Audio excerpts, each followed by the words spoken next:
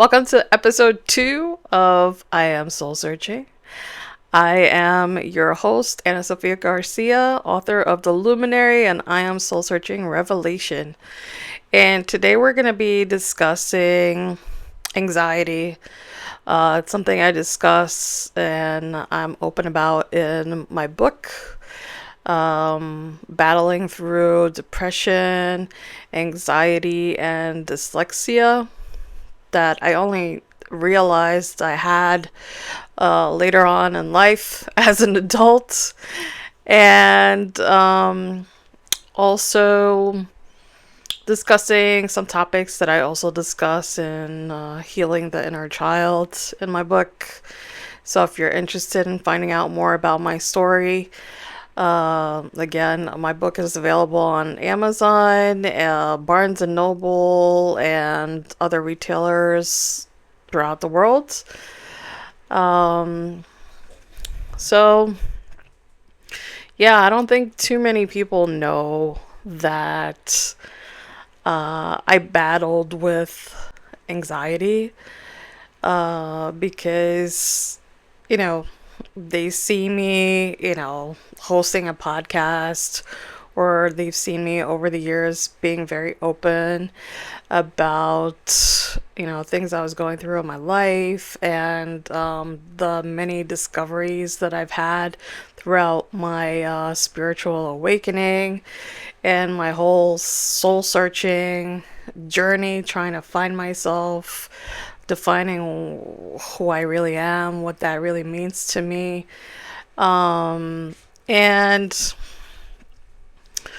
and yeah, so when I was very young, I suffered from anxiety, and I don't think I even realized it until I was an adult.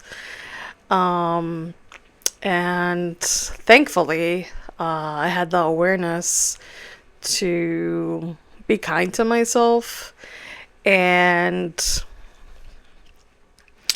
kind of do a little deep diving as to where that came from exactly. And it's really interesting once we give ourselves the opportunity to really look back to our childhood, for instance, and look at situations and circumstances we were put in that might have caused that anxiety and that later on continued or maybe got worse because we just weren't aware of where it came from in the first place.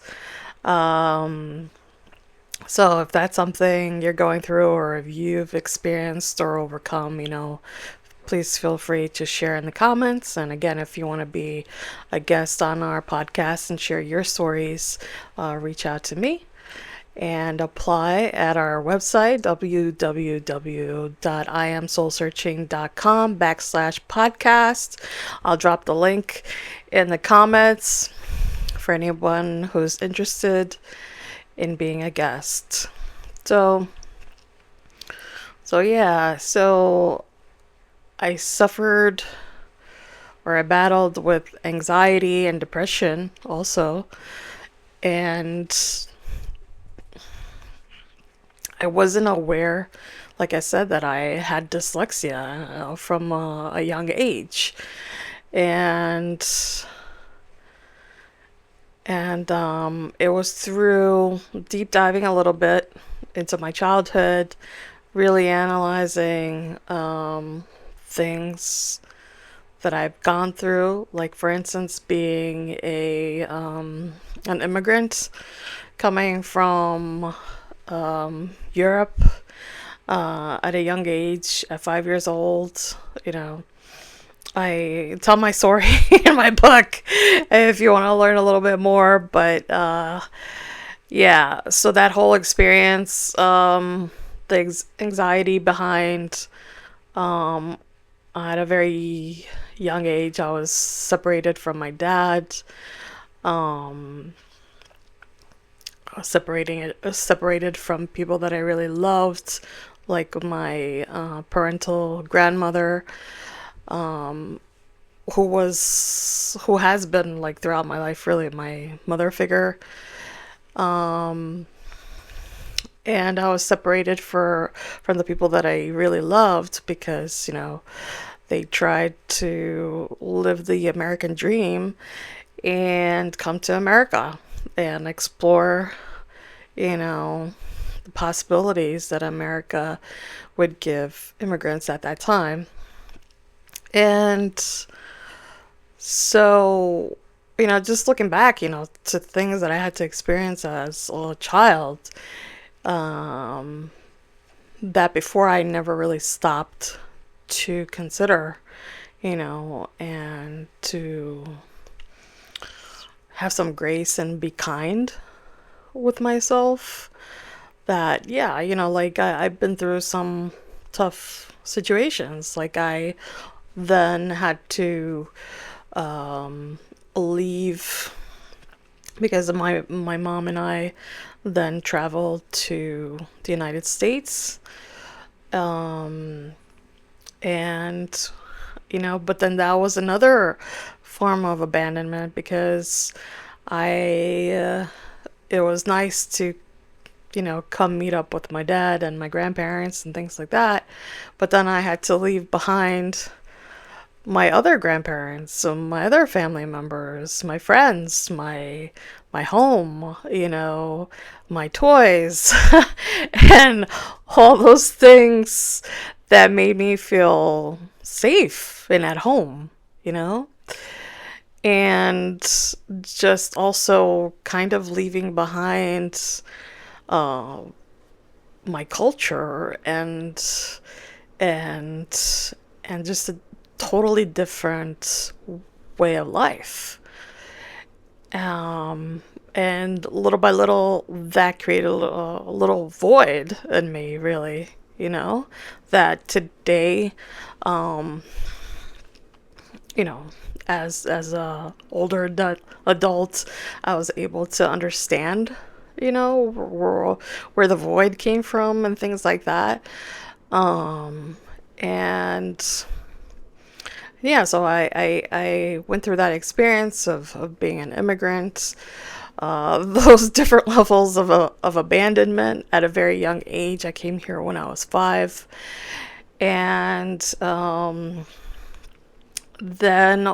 and I was also an only child, so I didn't have anyone else to share this experience with. Um, and then coming here, I could imagine as a little girl at 5 years old, probably everything was a little scary, because I'm coming from, this big,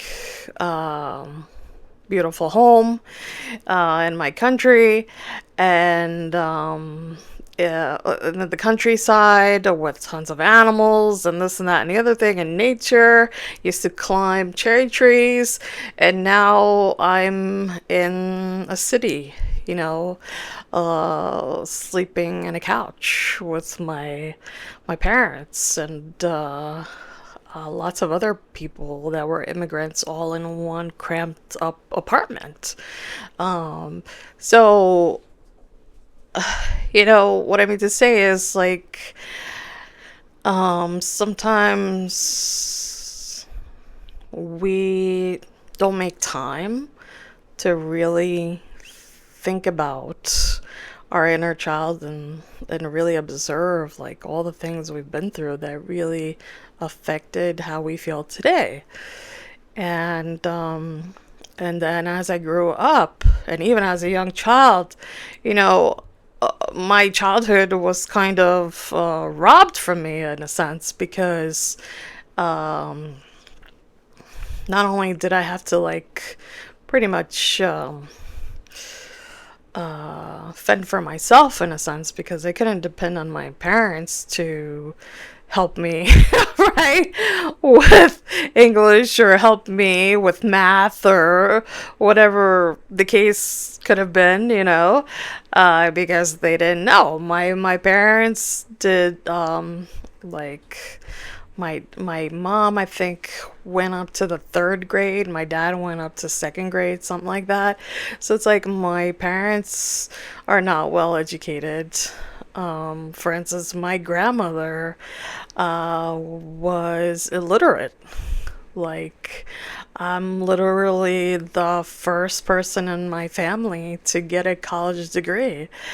Um, and with that comes a lot of pressure.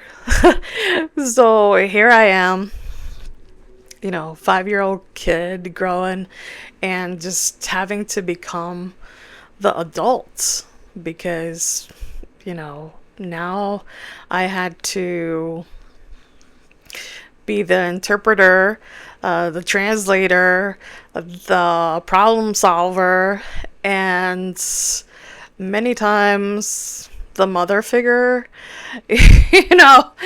as if I'm the one, teaching my mom, especially, like, look, that's not right, or you shouldn't do that, or I advise you to do this and that and the other thing. And, you know, that affected who I became, you know? And so at a very young age, without me even realizing, I just took on this role um, that I really shouldn't have taken at such a young age. So I was, in a sense, kind of robbed of my childhood growing up. And as time went by, my anxiety just kind of grew because I didn't want to make like some difficult phone calls or have to resolve my parents' issues and things that um, at times were against my moral values, but I had to play the part because, I had to do what my parents were telling me to do. And it was my responsibility to resolve their things and things of that nature. So, and then, when I was frustrated, or because maybe I didn't want to make a phone call here and there, I was treated as if I wasn't good enough, and I'm not responsible. I'm not this, I'm not that. So there was the shaming and the belittling, and things like that, I understand now because I understand how difficult it is to be an adult and how frustrating it must have been for my parents to be immigrants and have all the responsibilities, pay bills, and all that, that as a child you don't really understand, right? You don't have the perception of the weight that they're carrying as adults. And then, now as a grown up adult and having gone through my um, awakening experience, my soul searching journey, I have a greater capacity to be compassionate and understanding of, well, what my parents are going through.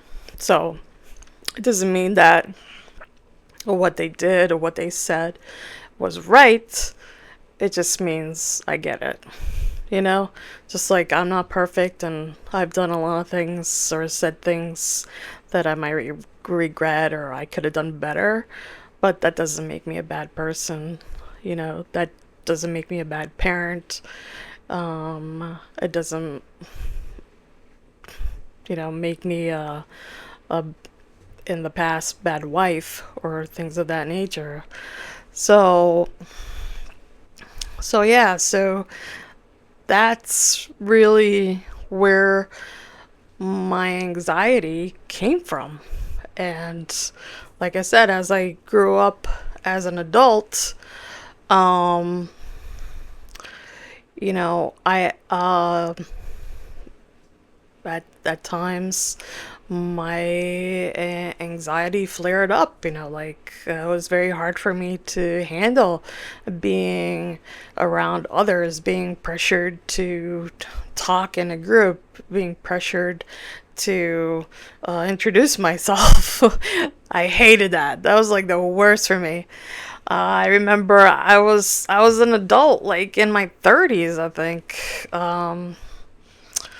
Yeah, I think I was in my 30s at the time, and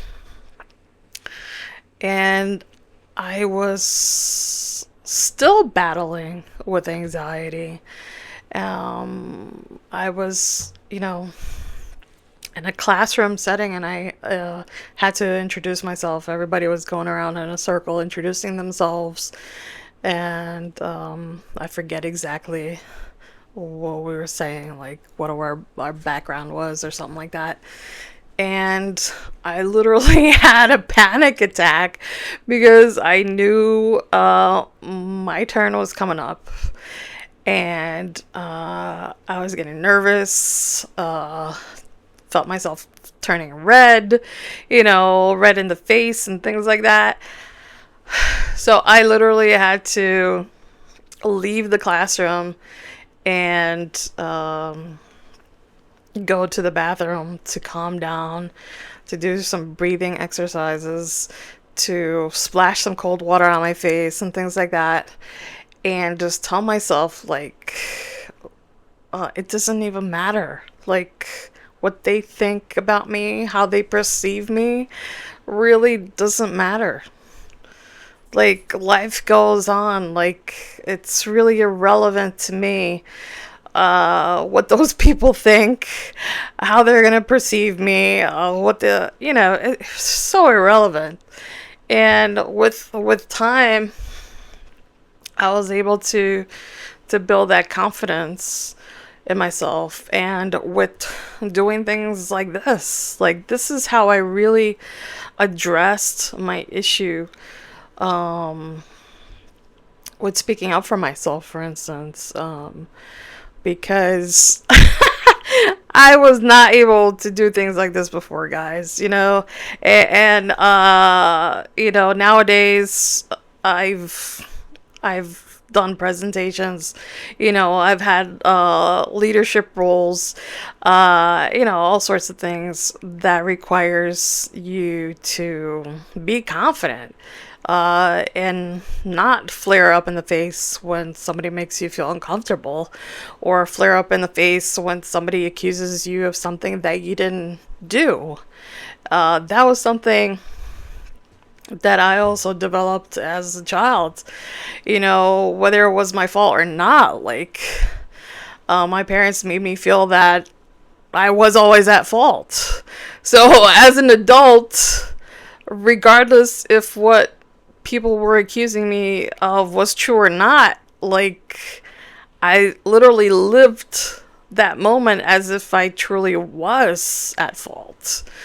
And, doubted myself and like all sorts of things. Um, and now, like I said, like I'm very confident in the person that I am. Very confident in being a decent human being. Um, so I could really care less what other people think about me, or what other people say about me. Really doesn't change who I am. And the more we realize that, the more you just don't really give a fuck. Because you're, at least I speak for myself, like I'm at peace. I'm at peace with myself. I know the hard inner work that I've done. I know how much I value, being a better person on a daily basis. And I know how well I treat others, how I am considerate in the way I communicate, and I consider other people's feelings. And so yeah, so what, there's nothing for me to be ashamed of. There's nothing for me to be scared of. you know. So yeah, so that's my story about my battle with anxiety. We'll discuss depression another day because that's a whole nother subject. And I hope this story helped you realize something within yourself. A great exercise, I mentioned it in my book, is to really deep dive into your childhood. Um, you know, Center yourself, take a moment to kind of rewind the tape and put yourself back to your mother's womb, and just like imagine year by year, until you reach where you are now, all the things you had to experience, and and put yourself in your shoes when you were 1 year old, 2 year old, three, and so on and so forth. And going through that exercise really helped me understand a lot of things about myself that I really wasn't aware of. So I hope that helps you. Thank you for joining me. Until next time, in love and light. I am your host, Anna Sophia Garcia, author of The Luminary, and I am Soul Searching Revelation. Love you.